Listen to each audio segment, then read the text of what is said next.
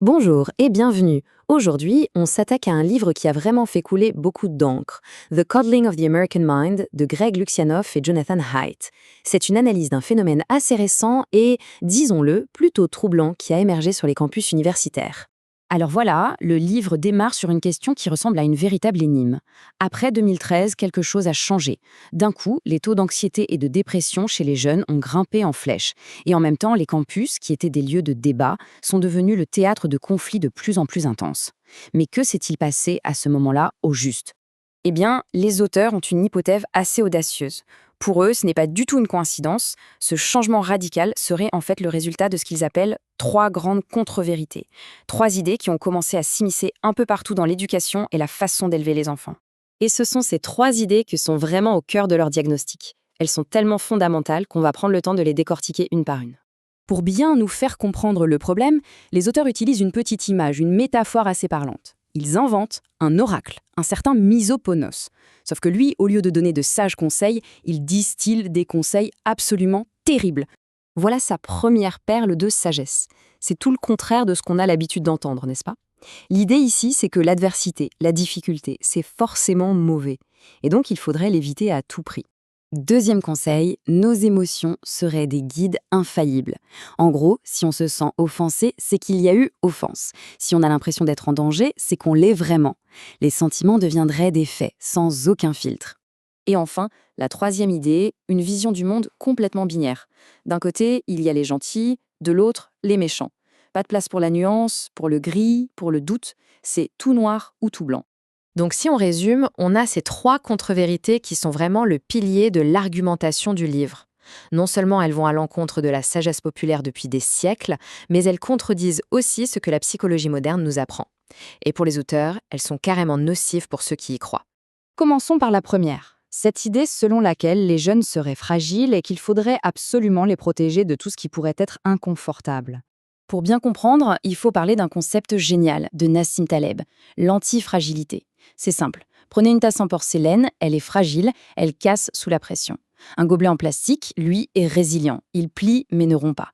Mais un système antifragile, c'est encore autre chose. Il se renforce avec le stress. Et c'est là le point crucial. Les enfants ne sont pas des tasses en porcelaine. Ils sont comme le système immunitaire. Il a besoin d'être confronté à des microbes pour apprendre, s'adapter et devenir plus fort. Et pour illustrer ça, ils prennent un exemple absolument parfait. Pendant des années, le conseil médical, c'était surtout ne donnez pas d'arachides aux jeunes enfants pour éviter les allergies. Ça partait d'une bonne intention, on est d'accord. Eh bien, regardez un peu ces résultats. Une étude a complètement retourné la situation. On a découvert que cette surprotection a en fait provoqué l'épidémie. Les enfants qui ont été exposés très tôt aux arachides avaient un taux d'allergie de seulement 3%, contre 17% pour ceux qu'on avait protégés. En voulant les protéger, on a affaibli leur système immunitaire. C'est exactement ce que les auteurs appellent le sécuritarisme. C'est quand l'idée de sécurité passe de la simple protection physique à la protection contre tous inconforts émotionnels. Et ça mène à des pratiques qui finalement, comme pour les allergies, font plus de mal que de bien. Passons maintenant à la deuxième contre-vérité. Cette idée que nos sentiments seraient une boussole fiable pour comprendre le monde. Pour lutter contre ça, le livre met en avant un outil super puissant et reconnu en psychologie, la thérapie comportementale et cognitive, la TCC. Le principe de base est simple, ce ne sont pas les événements qui créent nos émotions, mais les pensées qu'on a sur ces événements. Donc si on apprend à repérer et à corriger nos pensées tordues, on peut changer ce qu'on ressent. La TCC nous apprend justement à reconnaître ces petits pièges de notre cerveau.